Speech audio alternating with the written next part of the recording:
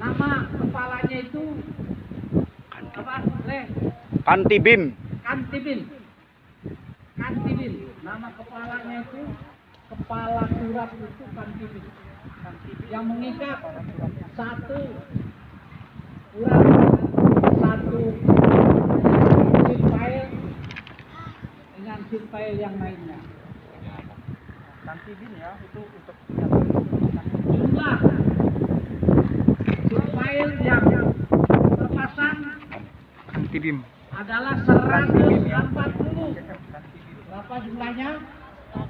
Ditambah ke sana lagi 50. Berarti totalnya berapa? 190. Jadi ini semuanya 140 ditambah lagi ke sana 50, 190. Kemudian si pile yang melintang itu ada 100. Ya, ada si pile yang melintang 100. Di ujung 100 dibuat lagi si pile ke sana yang menuju ke gedung itu. Jadi ada si pile yang begini. Sehingga terjadilah di situ letter U. Ya, letter U barisan si pile yang memanjang timur barat. Kemudian ada juga yang memanjang dari utara ke selatan, kemudian ada timur barat lagi, dan di situ kita tengok ada beku yang tangannya panjang. Beku tangannya panjang disebut long arm. Apa namanya? Oh, dua alat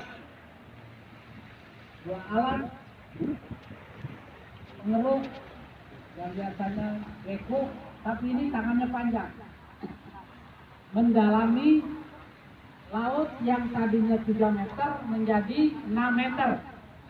Pertanyaannya, apa maksud Syekh Al-Zaitun melakukan pendalaman di tempat yang sudah dipasang, yang sudah diturap menjadi 6 meter? Apa maksudnya?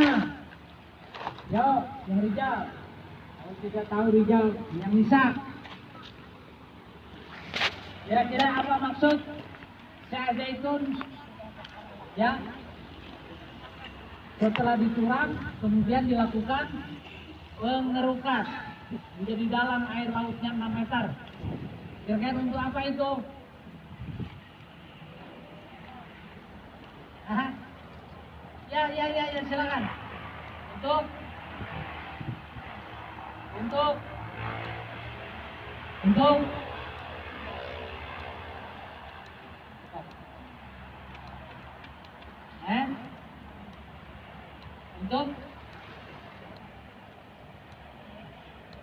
siapa yang tahu itu tuh, yang itu tuh.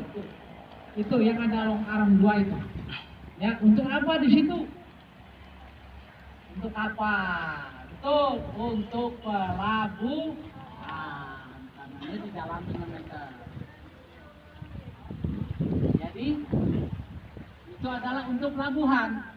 Jadi adanya pelabuhan setelah adanya penturaban. Penturaban itu ini diturap namanya.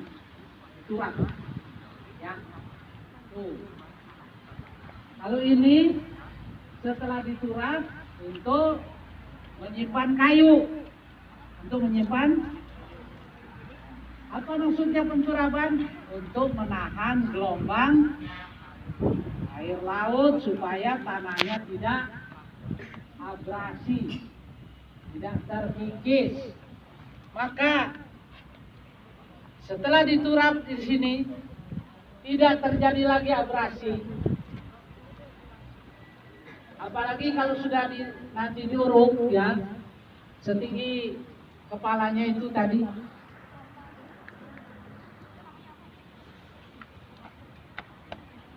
Tatkala nanti tahun-tahun hadapan air laut naik sampai naik ke jalan, tanah ini tidak akan terendam air karena lebih tinggi dari jalan 1,5 meter. Tepuk tangan. Hebat ya, seada itu ya, hebat nggak saya? Hebat ya. Jadi beliau ya tidak ingin lahan yang sudah dibeli ini terendam air laut seperti yang kita tengok tadi ya, kuburan juga terendam ya. Ada kuburan terendam, ada rumah-rumah juga terendam ya. Wah, akibat tidak diturap, tapi hanya dipasang batu. Tapi Syekh Zaitun, nah ini susunan batu-batunya bukan batu-batunya, ini kan bekas-bekasnya masih ada ini. Ini susunan batu yang awal. Tapi Syekh Zaitun bukan menyusun batu seperti yang dilakukan pemerintah, tapi menturap tadi. Lebarnya berapa? 1 meter. Dalamnya berapa? 15 meter, tapi disisakan 2,5. Standar dari mana? 1,5 meter dari jalan. Sehingga nanti bila terjadi air laut meninggi, bahkan sampai ke jalan, anak kita ini tidak akan terendam sampai ratusan tahun.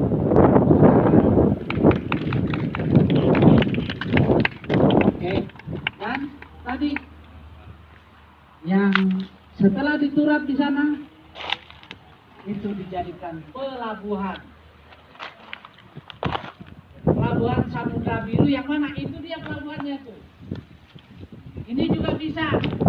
Ini bisa jadi pelabuhan tatkala nanti sudah di apa? Ini diuruk ya.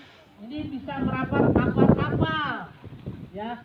Tinggal didalami jadi 6 meter, maka ini sepanjang ini bisa jadi pelabuhan. Terbentang sepanjang pantai. Terus pelabuhan Samudra Biru. Nah, sepanjang pantai. Terus. Jadi kalau ini kita turap terus sepanjang pantai jadi pelabuhan. Nah, masyarakat tadi berlabuhnya kapalnya di mana? Di sungai. Kapalnya di sungai ya. Tindikan. Oke. Apa komentar kamu? Siapa yang habis berikan komentar tentang apa yang dilakukan oleh pengamanan pantai ya, dan bagaimana pengamanan pantai masyarakat nelayan atau masyarakat pesisir? Yo,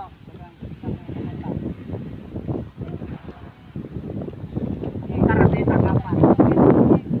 Apa tanggapan kamu? Siapa yang tanggapan? Ustaz, bantu Ustaz.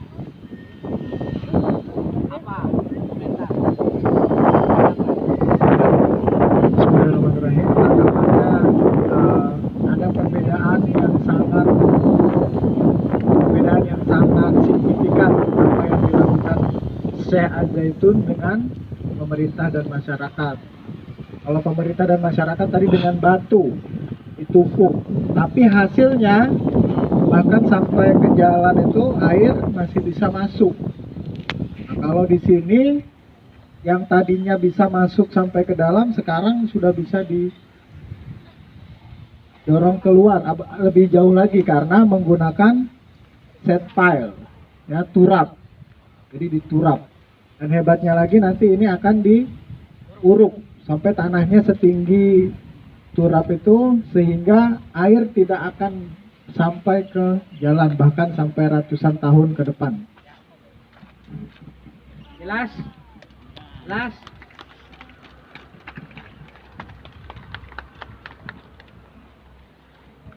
Kita sekarang melihat kayu. Berdiri semua. Balik kanan, maju jalan.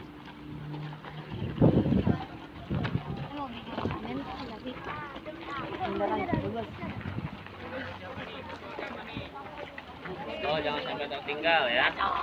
Air minum, barang-barang, buku tulis, jangan sampai tertinggal.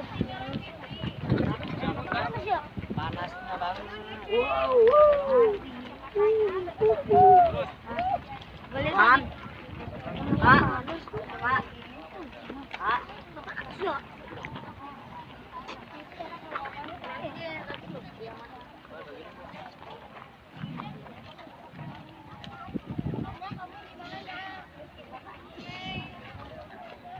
Ini mas.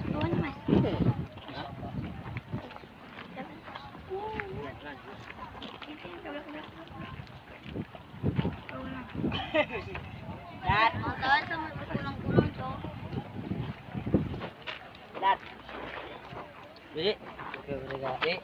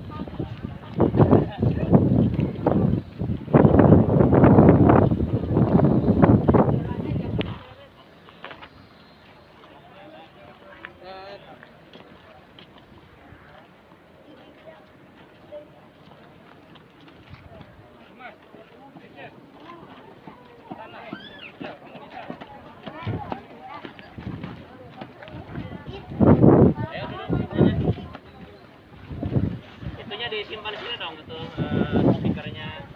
Nah, satu di sebelah sana disimpannya. Ya.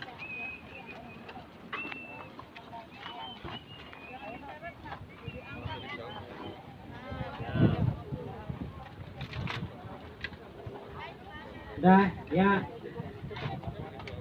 Perhatikan, ngadap ke sini semua. Ngadap ke sini, ngadap ke sini. Ngadap ke tengah. Ya. Oke. Ya. Diambil posisi yang bagus sebab nanti akan difoto. Nanti latar belakang surat yang diambil tadi. Ya. Kayu ini diambil dari Kalimantan Timur. Dari mana? Dari Kabupaten Berau, Sungai Mahakam. Jadi tidak langsung ke laut. Kabupaten Berau itu Kalimantan Timur, berada di jauh menjorok ke dalam. Lalu Sungai Mahakam yang lebar. Jadi menggunakan tongkang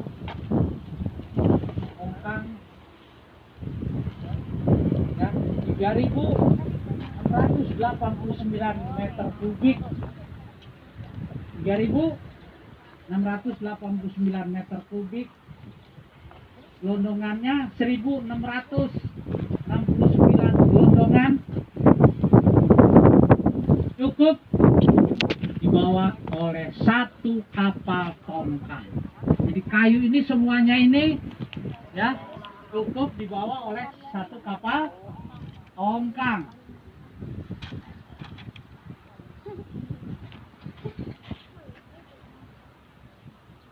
Kayu dari hutan Kalimantan milik Departemen Kehutanan, tatkala dipotong diberi tanda. Tandanya yang tulisan putih. Tuh, ya tulisan putih ada yang 17004. Nah, itu berarti itu pemotongan. Ya, tatkala ditebang tulisannya putih. Nah, ini berapa itu? Ini. 63, ya, 4736. Nah, itu berarti pemotongan dari kehutanan. Yang tulisan putih itu berarti tanda dari kehutanan. Oh, itu ditebang.